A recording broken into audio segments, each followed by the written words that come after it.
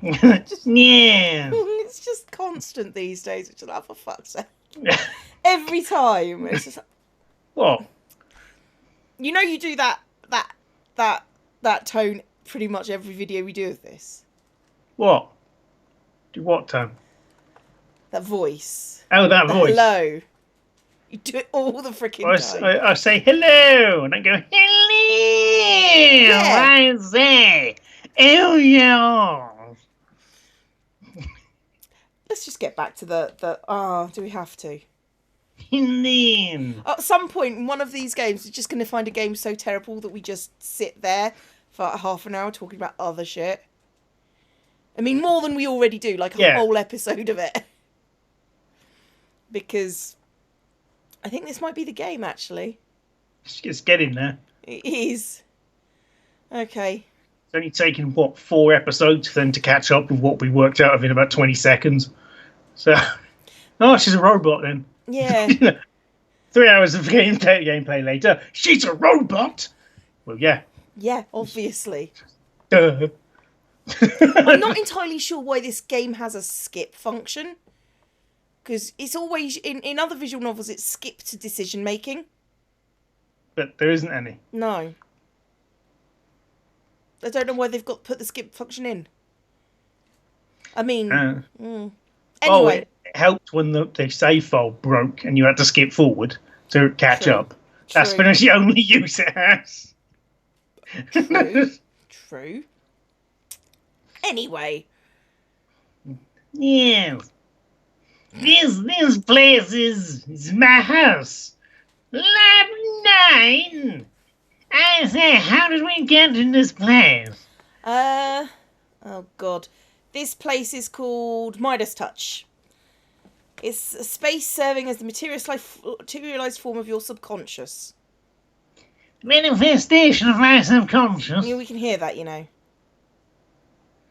Manifestation of my subconscious. Conscious. Did my thoughts just flow out without me knowing it? We are currently in the realm of your subconscious, which apparently is an MRI scanner. My subconscious. Conscious. All the things you wish to ask us and any information that you allow us to know is conveyed to us purely as is. In that sense, you also be able to hear my own thoughts as well. Her mouth isn't moving, but I can hear her voice. I'm sure as it comes quite as a surprise to you, mannerless pleb, but I'm sure you'll get used to it quickly, I said patronisingly. God is an idiot. How do I put it? It's as if I've wandered straight into a fairy tale, populated entirely with merry souls. Normally, this craft, a mind dive, is supposed to last but a moment or two, but we're going to drag it out for no bloody reason. A conversation that would normally last a full hour will only take a split second. Now, there are some conditions that may cause it to take longer. Most of the time, when there are multiple people like this, it does take quite a bit longer. This time, since there's 3 of us, and so that it's less dating to Albus, structured it as more of a conversation between us. Could you really not have just had a conversation? Yeah. And cut this part out of explaining shit entirely? I'm grateful for that, I suppose. Should I? Now I'm the one who can't follow the conversation. No, fuck off. Should I? No, I can't follow the conversation. Smug noises. That's like... I can tell you're pretty nervous about this, so I'll try to explain it a bit better. Please don't. As Tona said earlier, Midas Touch is a space manifested from your subconscious. In here, there's no distinction between truth and lies. The only thing in here is the manner within your body and mind containing your pure, unadulterated memory. Although your body has no manner, because we've established that momentarily, again and again and again and again. Yeah. And the unconscious mind allows you to convey them. So if there's no difference between truth and lies, it's almost entirely pointless. Basically. Yeah. Then my memories, both my conscious and subconscious. Humans do have some memories which they'd rather let others know of. So I thought I'd invade your mind space. Yeah. Your conscious and unconscious self have the right to choose what to show us and what not to. There are things you feel you must tell us and things you feel that you mustn't. For these sealed off memories, even someone like me who can freely use a mind dive cannot peek into those. Oh, just imagine someone who'd try that on me. You go, Yeah. oh, so I can show you anything I want, eh? Do you want to see what I dream about when I don't take my meds? No. I don't even want to see what you dream about when you do take your meds. Essentially, except for the things you choose to tell or not show us, to tell or show us, the rest of it will not be conveyed to us. I can't believe such amazing technology Magic. actually exists in this world. Magic. Magic, you book. The mind dive is quite a peculiar craft. Only those who can use the path down can make utilize it. Yeah. Basically, it's a craft only royalty can use because they're special. And we have to keep layering on how special she is every 5 fucking minutes. It's not something that needs to be shared, so I'm keeping these thoughts and memories closed off. Well, that was fucking irrelevant. That's so. I don't fully understand, but that means we can take our time here and discuss whatever we wish at our own pace. No, you don't need to go about it in such a roundabout manner. You should be able to communicate via senses as well. Once you open up the information we need to exchange, whatever you'd like to share with us should flow freely out. The taste of a burp. That's not make them out. Nothing's happening. Looks like we need a little more time. I suppose this is what it's like with something alcohol. If love internal manner is a bit stagnant. It's basically like, you know when you really need to go to the toilet but nothing will come out? You just got to wait a bit. Let gravity do its work. That's what they have to do right now. Take some time for it to react. Why don't you relax for a little until you get used to it? Sooner or later, you won't have to speak. Instead, our consciousness will just freely share information. I hate your subconscious. Still, this is quite a strange experience. Yeah. It's like I can see straight into the two of you. Your personalities, your humanity, I can perceive directly. And we can say the same to you, Elvis, you bastards. Oh. This room represents who you are as a person. You are an MRI machine. Space is clean and well organised, the lighting is just right, and the entire area is stable. Odd way of phrasing it, but okay. Unless they mean that someone who's mentally unstable, you end up being in an earthquake zone in their head.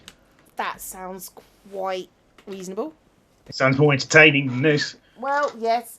Root canal surgery is more entertaining than this. It's a sign that your thoughts are coexisting amicably with ours. Or amicably, whichever.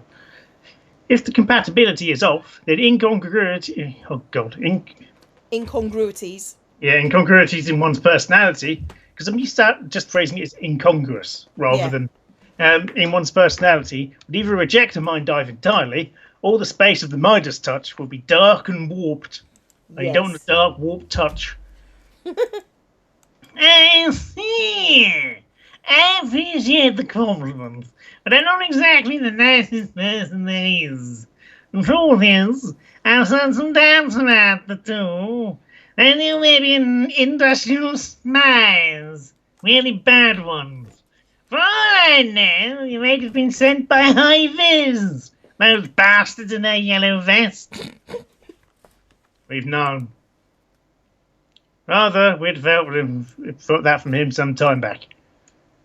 But now I see things clearly. Like the anxieties in my heart are being cleansed. Oh, God, shut up. It's a side effect of the mind meld, as everyone turns into a shit poet. Until you are truly, simply want to talk with me. And more than that. Bow, chicka, wah, wah. Well, hello. I told you I wanted to have sour. Even though he can just make another one. Oh-ho! Oh-ho! It's begun. Blow up doll, blow up doll, blow up Yeah. doll. When discussing his vital siblings and Sarah, there's another vital person we must discuss. Sydney! He is the founder of Zweig's Enterprise and the father of Rudon Rune, who have terrible names. The Zweig's family was never an affluent one, until now when they're fucking minted. Born the eldest son of the family, ever since he was a child, he was the oldest son of the family. He was different from his peers. I'd been with him since I was young, and we were practically brothers. Oh, right, so it's now from his point of view, or whatever. Okay. I'm just doing this in the regular voice. Yeah, do it. Well, if you think about it, this is meant to be communication without speech, so it wouldn't have a voice. It'd just be there. I agree. Do it. Of all the... No, I should just do it. This is exactly what the voice acting for this should sound like. Of all the people who had grown up within the slums, he was the only one who I remained friends with until the very end. Sid's father was reprehensible, a worthless man, an alcoholic who had become violent with his own family. Truly savage. He wouldn't lift a finger to do any honest work, instead using his shady connections for get-rich-quick schemes to smuggle large amounts of purified mana into the outer pole. How dare he bring in an open resource, a really, really, really uncommon resource. Why'd they bother taxing it? When Sid was 9, that man said he would have to leave to find work elsewhere and promptly disappeared from Cadia. Okay. Sid had to take care of his weak mother all by himself, because everyone's mother is weak in this, apparently. Yeah, and then had to marry a weak woman just because he had a real Jocasta complex. At the time, the idea of using Mnar for energy hadn't existed in Cadia. Instead, we had to use coal or kerosene. Okay, kerosene to make it through winter. The winter cold was so harsh there were numerous casualties every year. It was where we lived, the slums, that was always hit the hardest, which is odd because it was the most body heat. If only we had some kerosene, we could have burned the fucker down. Until he lost his mother, Sid had often repeated the phrase, burn the fucker down. He and I did our damnedest, working with everything we had to keep his mother in good health. But of course, we were still only 9 years of age, so our arson attempts never came to much. Whatever he made never amounted to much. After 2 years of painful struggle, Sid's mother passed away when we were 11 years old, because that's how maths works. That year, something changed inside of Sid. He hit puberty. He had always been prejudiced against the world, cursing at every chance he got. So he's prejudiced against everything. Right. Okay, but that changed completely. Perhaps he came to an epiphany. Unless he changes, the world will swallow him up whole. What if he goes on like this? If he goes on like this, his life will have mounted to nothing. Back. Nothing but him crawling in the dirt. He accepted the injustice and brutality of the world.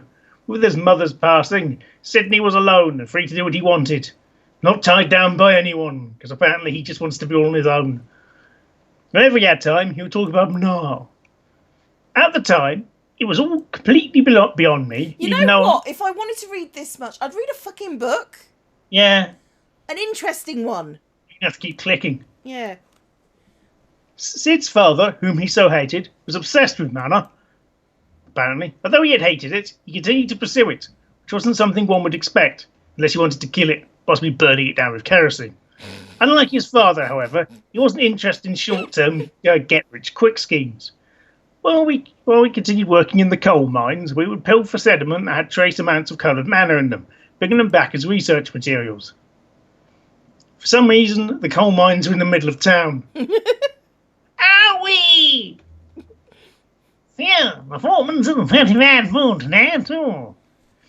I know this is going to be some hard work, but I tells you, being a coal mine worker isn't something a human ought to do. It should be something for dogs or something.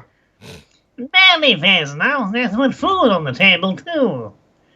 Nah, my joints are all just screaming in pain. Still, we ought to consider ourselves lucky to even have work. Yeah. That's how that works. I don't understand. We should be lucky that we even have work. Your job's killing you, man. You work in a coal mine.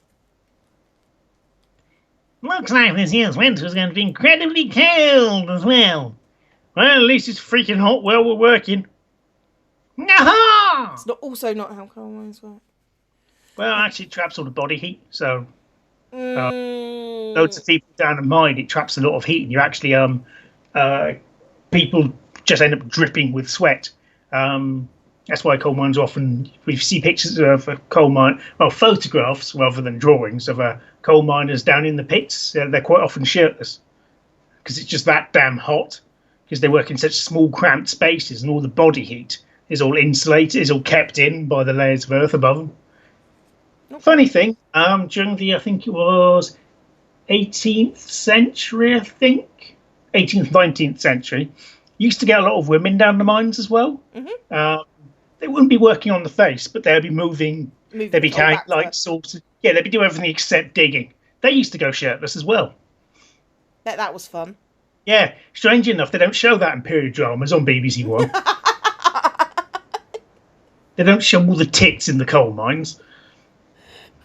Can you imagine something less erotic than just... Yes.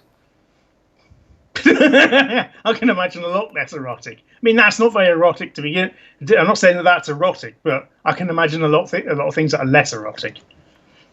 Yes. Fair enough. Remember, I used to work in a hospital. Yes.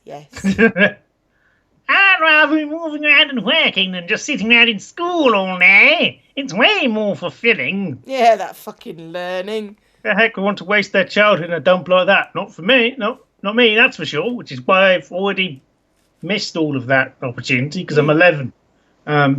So I can't read and haven't. How the fuck am I doing research? I've not even been taught the scientific method or anything. Yeah, I've got a rock and occasionally I hit it with a hammer. That's what happens. Sometimes the rock breaks. Then I note it down. You have a point there. All right, Albus, let me show you something really cool. What?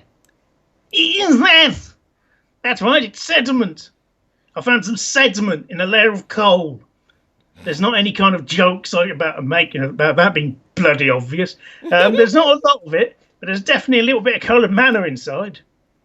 How would you know? Yeah. Oh, for the love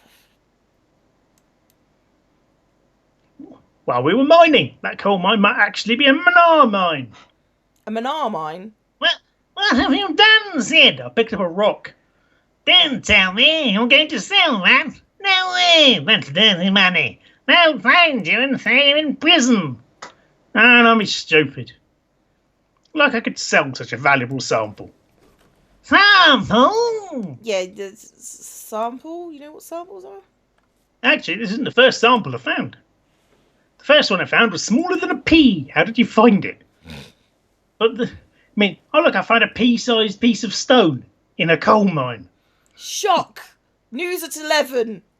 But the deeper I dug, the sediment just kept getting bigger and bigger. Like there's a really big piece of sediment down there or something. Yeah, you've been sneaking out sediment for that long? Look, just listen to what I have to say first, okay? You're 11-year-olds from the slums finding valuable supplies. And you're going, no, he's bad. Yeah, they've basically just been working in a coal mine and then found diamonds, and no one else noticed. Yeah. I made a pretty interesting discovery. Come to my laboratory later. Can I also point out, 1, you're 11. 2, you live in the slums. Yeah, it's a bucket and a piece of string. Yeah. But that's his house. That's not just his lab. Yeah. His house is a bucket. He puts it over his head when he goes to sleep. And when it rains... Well, the string is the washing line. So it's got a handle on the bucket, and he's strung it between that and a wall. So he sits there with a bucket on his head, which is tied to the wall. He's not popular. No. Laboratory? You mean your house, right? And by house, I mean shack. Oh, come on, the name's pretty important, okay? If I said my place, I wouldn't get all fired up. I'm struggling to understand your logic here. There isn't any. Look, just pay me a visit, all right? Besides, we could just head straight there, couldn't we? Oh, well, I suppose we could, but... You've got no soul, Albus. Today's that day on my mum, you know. Ew, she Talk to kicked the yourself. bucket! I thought I'd leave her a flower or two. Really? I thought they just threw the body in the river or something. I see. It's already been that long, eh? Anyway, just meet me at my laboratory. See you there. I'm going to throw some flowers in a pit now. I'm not going to tell you the interesting thing I found, just that boring conversation. Yep. Fast forward to a few years later. That was completely irrelevant. Yes, it was. We began to immerse ourselves in coloured manna purification research somehow. We conducted all sorts of absurd experiments. Sid loved high-risk experiments, a trait he may have inherited from his father. On one occasion, he suffered mana shock and ended up being unable to move his left arm, which may have harmed his work in the coal mine.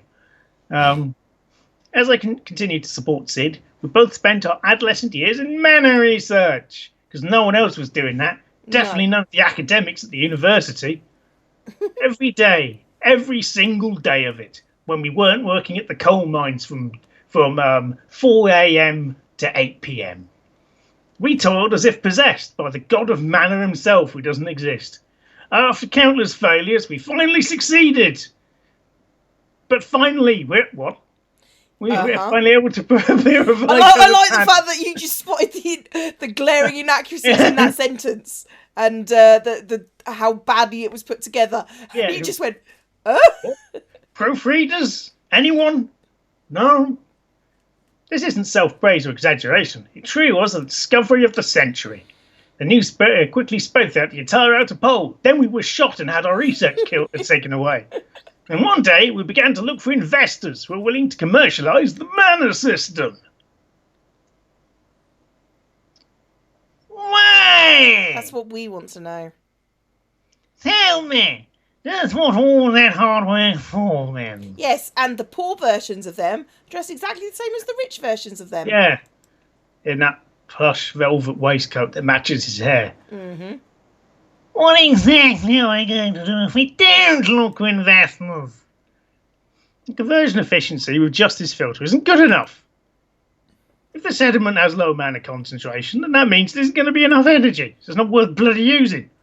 Just how much time do you think it takes to convert enough energy to match a candle that lasts burning for 2-3 hours? At this point, mining coals is still more efficient. We're going to mine some coals. Yes, some coals in the holes. Oh, how drolls. Well, of course, our research is just in its initial stages. If we continue our line of research, then... By the way, have you heard of electricity before? Electricity? Oh, you're talking about that person in the third sector who's trying to conserve the energy from lightning. That's right. From what I hear, that technology is still in its infancy. And not only that, it's quite dangerous. According to the opinion of the Board of Science, it probably won't any wine specials anytime soon. The opinion of those idiots over at the board isn't worth their salt. If mana didn't actually exist, then I'd sure as heck be looking into electricity too.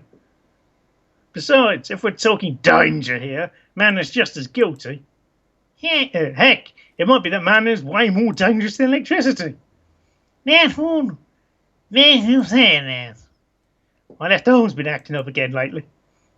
Nothing still hurt. Nah, not exactly. I don't know, it's weird. Like it's slowly being eaten away by something. It doesn't hurt. What in the... This is strange. Has it been that way since you were able to move it?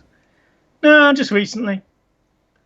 I didn't say anything at first because it doesn't really get in the way of work. But it's something hard to ignore lately. I wonder what's causing it. No clue. But one thing's for sure, there's still a whole lot of unknowns we've yet to discover about mana. We're basically the equivalent of just banging two sticks of uranium together and hoping to get power. Yeah, they are basically Marie Curie at this point. Yeah. Oh, I feel a bit weird carrying this around in my pocket for 6 years. I don't feel well. Yeah. Or if it's anything to do with these magic rocks I carry around in my pocket at all times. As a result of further research, we succeeded in generating a stable, usable amount of mana. In the meantime, we managed to meet willing investors who were intrigued in our work, despite our youth. We sure got lucky, I commented, but Sid said, "No, we made this happen," in response. He was the type who hated any fatalistic mindsets. A few years later, everything was going smoothly. Thanks to the investors, Vite's enterprise was established without a hitch. At the time of our founding, Sid married the girl from a neighbouring town who had entered the company. Her name was Aline Crossrow. She was unnaturally beautiful emerald eyes and pearly white skin, outspoken and imbued with a strong sense of justice. However, all of these things were utterly irrelevant, for she takes no part in our story apart from carrying his seed. Aline's wish was to benefit other people and the world. She was the type of person who would change the atmosphere just by being there, by increasing the air pressure. Because she was dying of consumption. I was thinking let's just increase the air pressure slightly by emptying the room. No matter how rebellious or contrarian someone is, they would immediately become docile and obedient when faced with her because she was fucking scary. I mean, she's 8 feet tall and snarled. Carried a machine gun at all times. One couldn't help but think of her as a good person, because otherwise she'd beat the crap out of you. Regardless of logic or reason. She was a simple, truly lovable human being. Honest guy. Very simple. Yeah. There wasn't anyone who wouldn't be inspired by her zeal. As Vite's grew in power, so did its profits and efficiency, as it continued to devote itself to the greater good. The greater good. It didn't reach its peak efficiency, but when winter came, it managed to cut casualties down to less than half. The company continued to gain influence, and we continued to grow in fame and fortune. Rudo was born! This is not related to the earlier part of this sentence. No. Rudo, he was truly a brilliant child. Really well lit. Utterly brilliant. Having inherited both Aline's kindness and his father's wisdom, Rudo was truly a good person. Oh, fuck off. We lived our days in happiness. Happiness. At the time, we hadn't realised, somewhere unbeknownst to us, we had created a great and powerful enemy. Okay. Oh, just right, yeah. Tell us or something? Sid, Aline, have you heard about High-Vis? That's the company of that idiot who tried to control lightning, right? Of course I have. I have too, and none of it is any good. The filter they're using, that's the one that Sid designed. Shouldn't we do something about them? Who cares? It's not like we're getting forced to patent or anything. Honestly, I don't even know what they're trying to do with those old relics of filters. But that clearly means he's painting a target on your back. He must be bitter that you've ruined his plans for electricity. That bastard can do whatever the hell he wants to. He failed to make electricity succeed. He's got a grudge against us, and now he's sticking his neck into the mana industry. And to top it all off, he uses the product that his rival designed to start his own company. He sure has guts, I'll give him that. Reminds you of that chap with the light bulb. Yeah. I promise you, we are equals from here on. This is irrelevant to our conversation.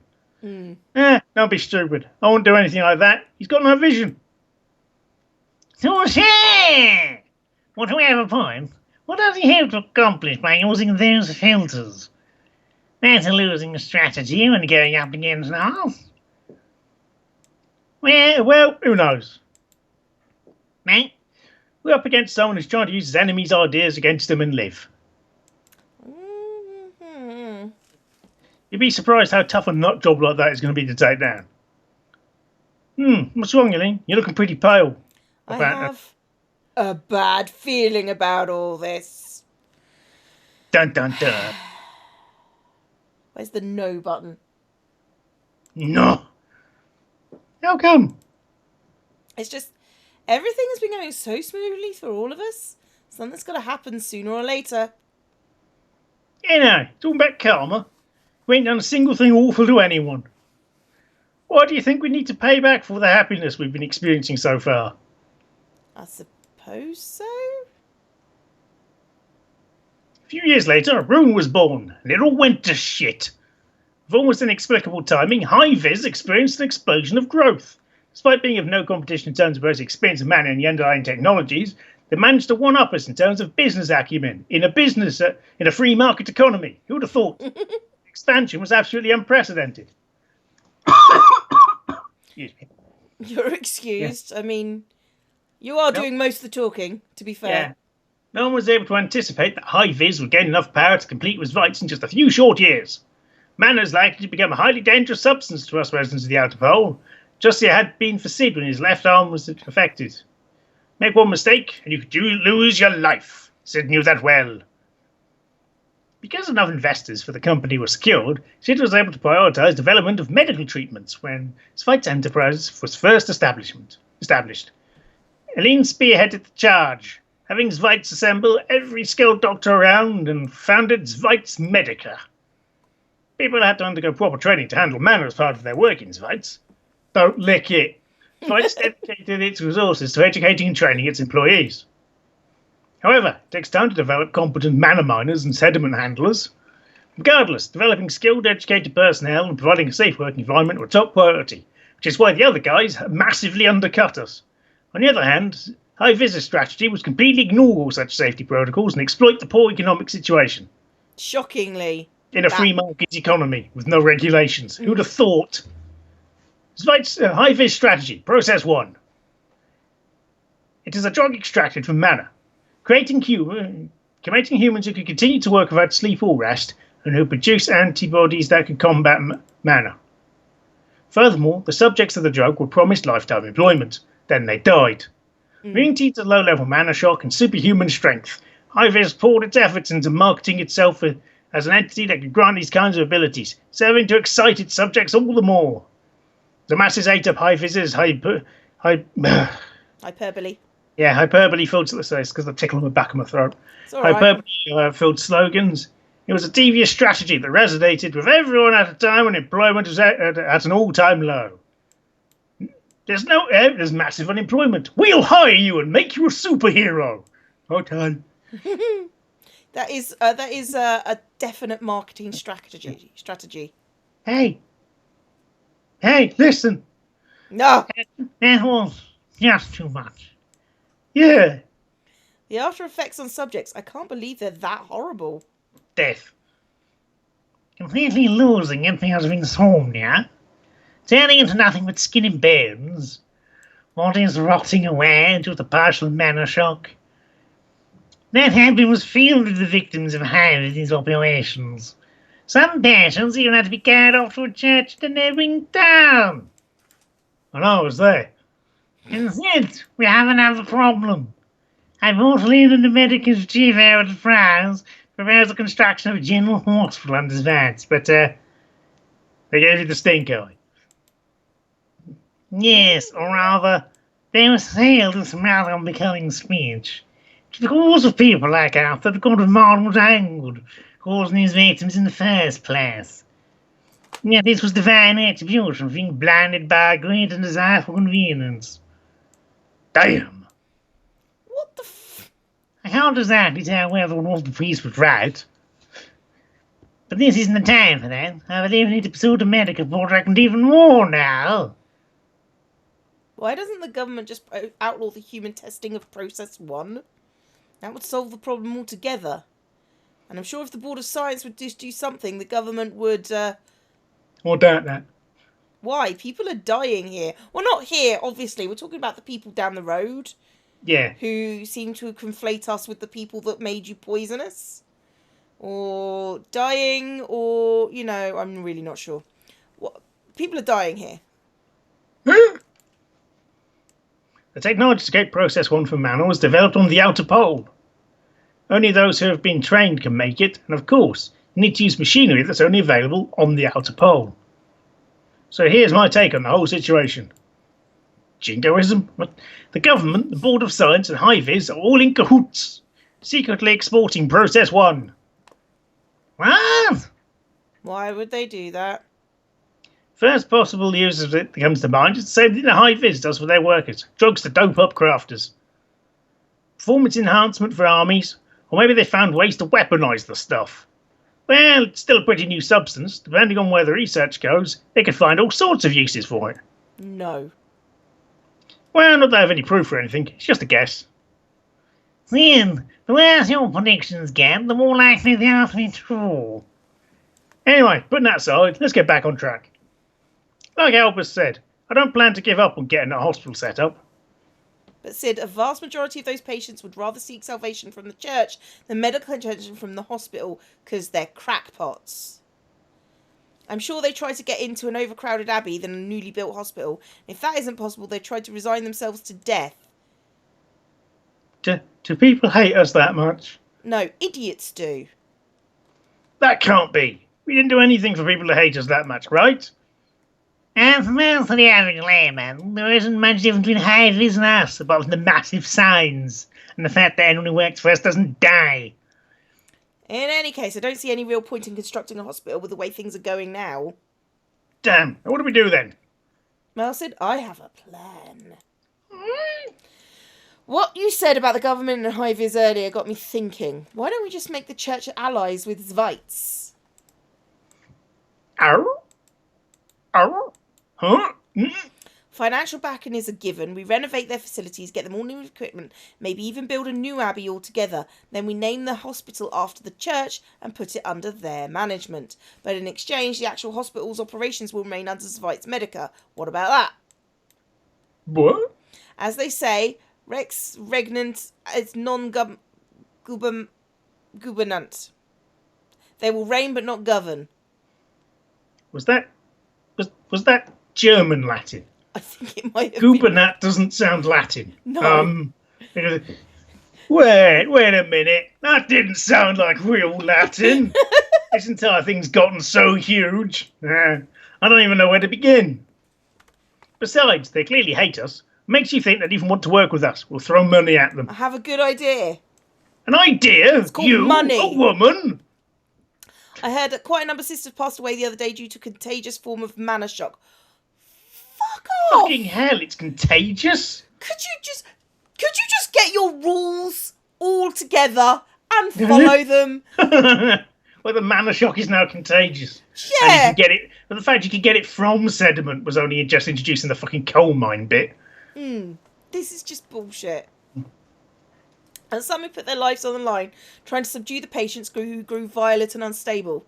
They grew violet. Well, Sorry. this mana being affected by coloured mana, it could be anything, really. With love as their only weapon, they tried to quell some men who were many times stronger than they were, muscles swollen from the doping effects. Anyway, they did absolutely everything in their power to provide their utmost care for their patients. Sid, we should dedicate our next project on absolute obedience automata to the sisters. Yeah. And rather than models specifically made for the Manamize, we should focus on creating humanoid models to help support the sisters. That way they can protect the sisters from any contagious forms of mana shock or any patient who get too violent. Basically, we'll use robots to work as orderlies. See, it's a lot. I can say it a lot quicker than she can. Yep. You see? That's quite an ambitious plan. Using what we have to help people. But it might actually work. I'll pass a proposal to our mechanical engineering partners about this. There's a sort of poetic justice to all this. For people like us who make a living off science, probably the least theistic thing there is to be saved by religion. You know, are you being saved by religion? It was the religious that was... The religious that were causing you the problem in the first place. You Burke. Like, we have to pay attention to the little details like that. We have to focus on caring for patients and minimising the victims. Kill them all. No victims then. Be dead. Particularly if it's all contagious. A few days later, we headed to the church. No, I'm done. Good. And I'm done. What? No. What? I'm going to call this an episode here. What? Now That the person face. with the other art style came in. Yeah. I'm just... And the glued-on beard. hmm This is what... And the fact that he looks vaguely like... Jesus. Yeah, that's where I was going with it. Old Jesus. Old Japanese Jesus. Yeah. So I think we're done for an episode. Okay. Why is there a stage in the... Don't... Nope. There are no questions that need answers here. Looks like they're in a shit theatre rather than a church or a temple. No. We'll deal with this next week. I'm not dealing with this now. This is Some guy done. with a top hat and a cane comes out. Hello, my darling. Hello, my baby. Hello, my sweet sunshine. Bye, everybody. Goodbye.